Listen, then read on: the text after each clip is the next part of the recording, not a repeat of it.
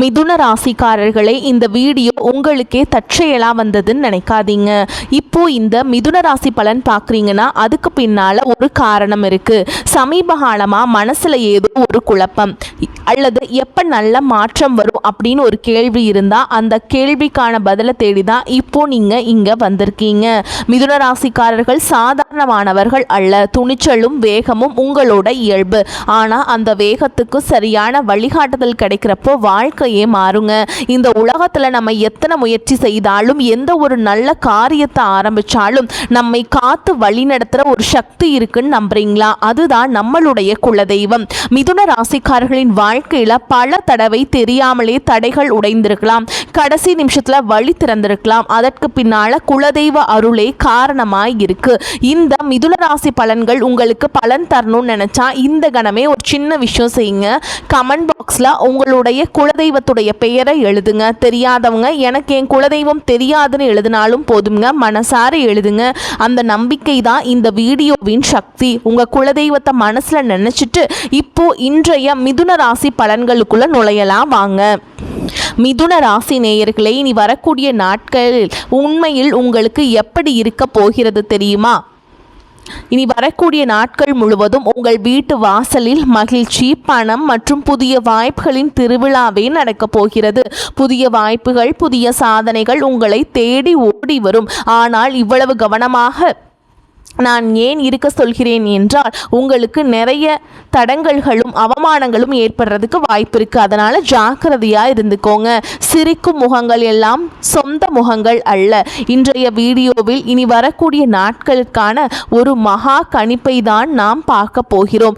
ஏனெனில் 5 பெரிய கிரகங்கள் இந்த காலகட்டத்தில் தங்களின் மகா பெயர்ச்சியை மேற்கொள்ள போகின்றன. அதனால் உங்கள் வாழ்க்கையில் என்ன தாக்கம் ஏற்படும், அந்த தாக்கம் சுபமாக இருக்குமா அல்லது அசுபமாக இருக்குமா என்று ஒவ்வொரு விஷயமும் உங்களுக்கு தெரிய வரப்போகிறது.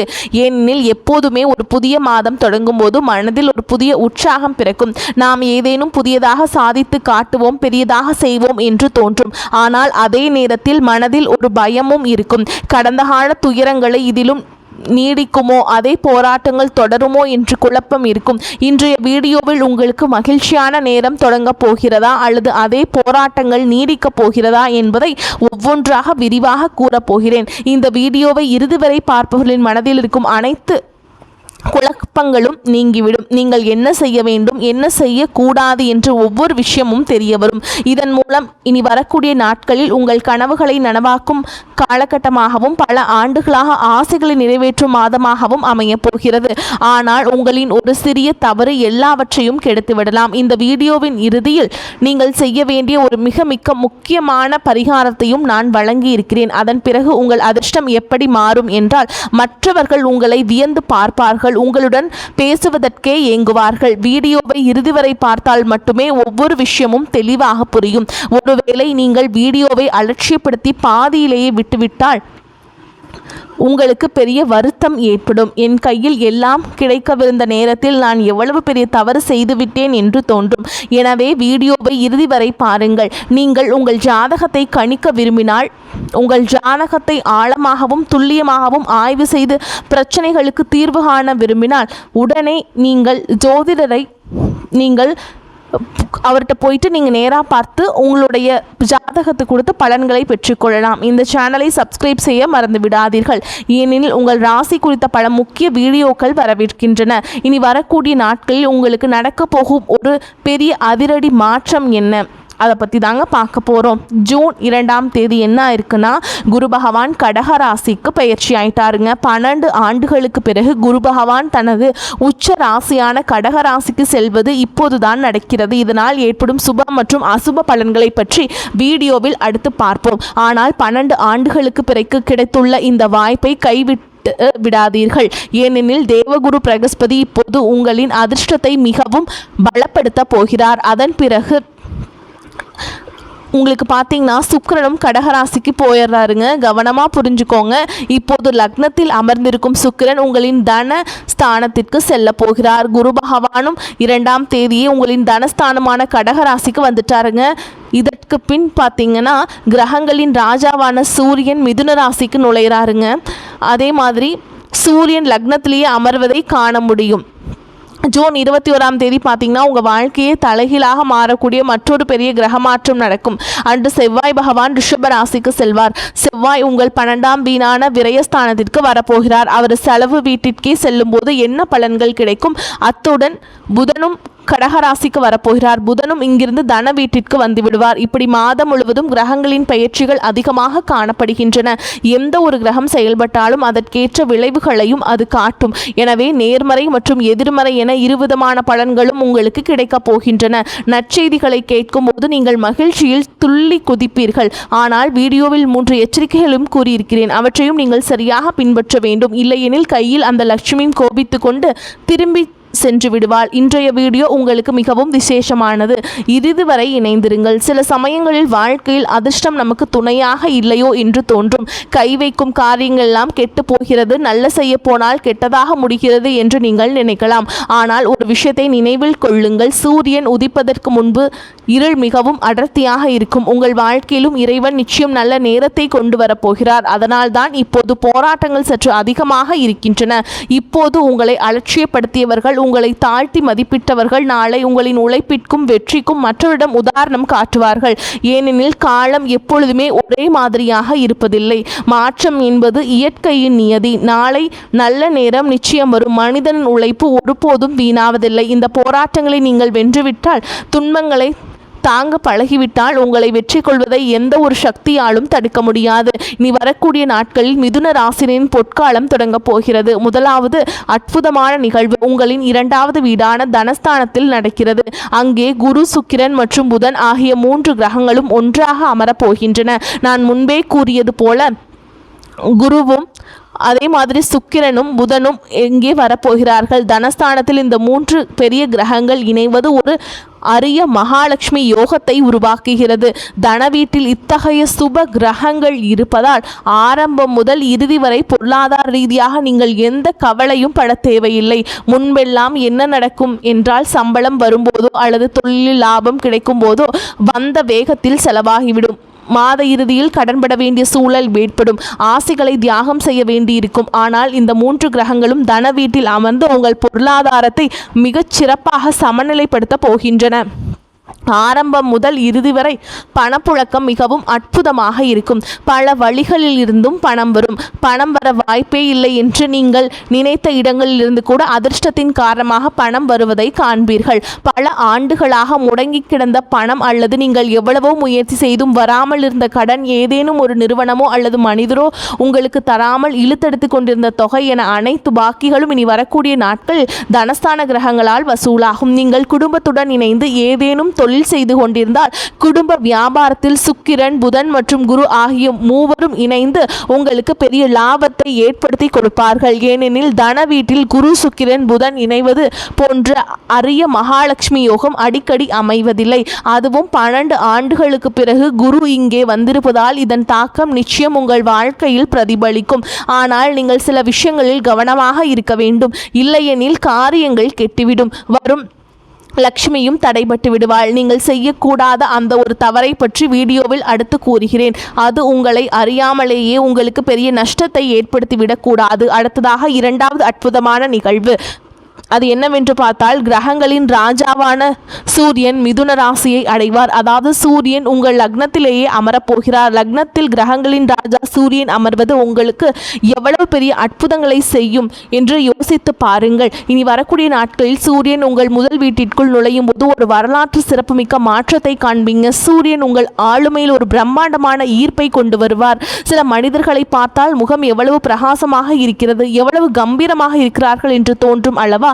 அந்த தேஜஸை சூரிய பகவான் உங்களுக்கு வழங்குவார். மற்றவர்கள் உங்களை நாடி வரவும் உங்களுடன் பேசவும் விரும்புவார்கள். அத்துடன் உங்களோட ஒரு தலைமை பண்பு பிறக்கும். ஏனெனில் முதல் வீடு என்பது நமது ஆளுமை, எண்ணங்கள் மற்றும் குணாதிசயங்களை குறிப்பதாகும்.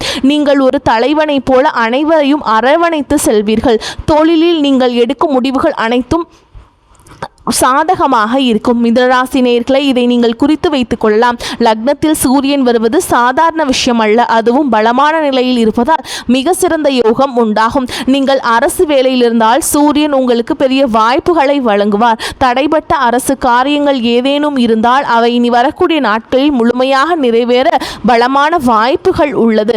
அன்று கிரகநிலைகளை ஏற்படும் அதிரடி மாற்றத்தை கேட்டால் உங்கள் மனமே வியப்பில் ஆளும். கவனமாக கேளுங்கள், ஏனெனில் மகிழ்ச்சி, பணம் மற்றும் வாய்ப்புகளின் திருவிழா உங்கள் வாசலில் காத்திருக்கிறது. இனி வரக்கூடிய நாட்களில் செவ்வாய் பகவான் ரிஷப ராசிக்கு செல்வார். அதுவும் இதுவரை லாபஸ்தானமான 11ஆம் வீட்டிலிருந்து செவ்வாய் உங்களுக்கு செலவு வீடான 12ஆம் வீட்டிற்கு செல்கிறார். செலவு வீட்டில் தளபதி செவ்வாய் வருவது சற்று கவலையாக தோன்றலாம். ஆனால் இங்கிருந்தும் உங்களுக்கு ஒரு பெரிய நிம்மதி கிடைக்கப் போகிறது. அதை தெரிந்து கொள்வதற்கு முன்பே வீடியோவை லைக் செய்து விடுங்கள். ஏனெனில் இத்தகைய ஆய்வுகளை மேற்கொள்வதற்கு பல மணி நேர உழைப்பு தேவைப்படுகிறது. உங்களின் ஒரு லைக் எங்களுக்கு பெரிய ஆதரவாக இருக்கும்.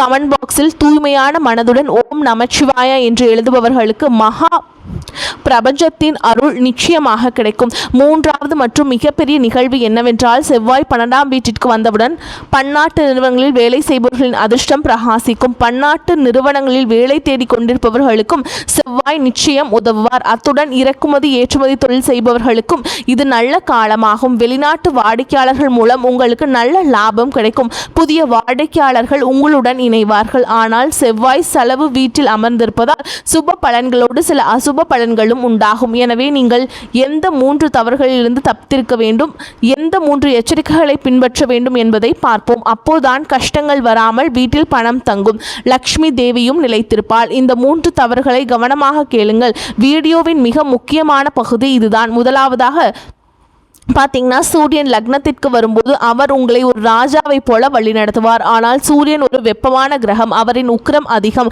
அவரின் கதிர்கள் உங்கள் ராசியில் படும்போது உங்களுக்குள் ஒருவித அகந்தை, அதிகப்படியான தன்னம்பிக்கை மற்றும் முரட்டுத்தனமான குணம் வரலாம். இதன் காரணமாக உங்கள் வாழ்க்கை துணையுடன் நீங்கள் வீண் விவாதங்களில் ஈடுபட நேரிடும். ஒரு விஷயத்தை நினைவில் கொள்ளுங்கள், உங்கள் வாழ்க்கை துணை உங்களுடன் என்றும் துணையாக இருப்பவர். உங்களின் வெற்றியிலும் சில தோல்வியிலும் சரி உங்களுடன் தோளோடு தோள் நின்று உங்களை காப்பவர். எனவே அவர்களுக்கு உரிய மரியாதையை கொடுங்கள். கிரகங்களின் மாற்றத்தால் சூரியன் கொடுக்கும் அகந்தை மற்றும் ஓவர் கான்ஃபிடன்ஸ் காரணமாக உங்கள் துணையுடன் ஆதிக்கம் செலுத்த நினைக்காதீர்கள். அவர்களை காயப்படுத்தும் வார்த்தைகளை பேசாதீர்கள். அவர்களின் குடும்பத்தாரை தவறாக பேசாதீர்கள். இல்லையெனில் குடும்பத்தில் விரிசல்கள் ஏற்பட்டு கவலைகள் அதிகரிக்கும். மனிதனால் பண கஷ்டத்தை தாங்க முடியும், ஆனால் குடும்பத்தில் நிம்மதி இல்லை என்றால் அவனால் நிம்மதியாக இருக்க முடியாது. தொழிலும் கவனம் செலுத்த முடியாது. மன அழுத்தத்திற்கு ஆளாக நேரிடும். எனவே உங்கள் குணத்தை நிதானமாக வைத்துக் கொள்ளுங்கள். அகந்தையை தவிர்த்து விடுங்கள்.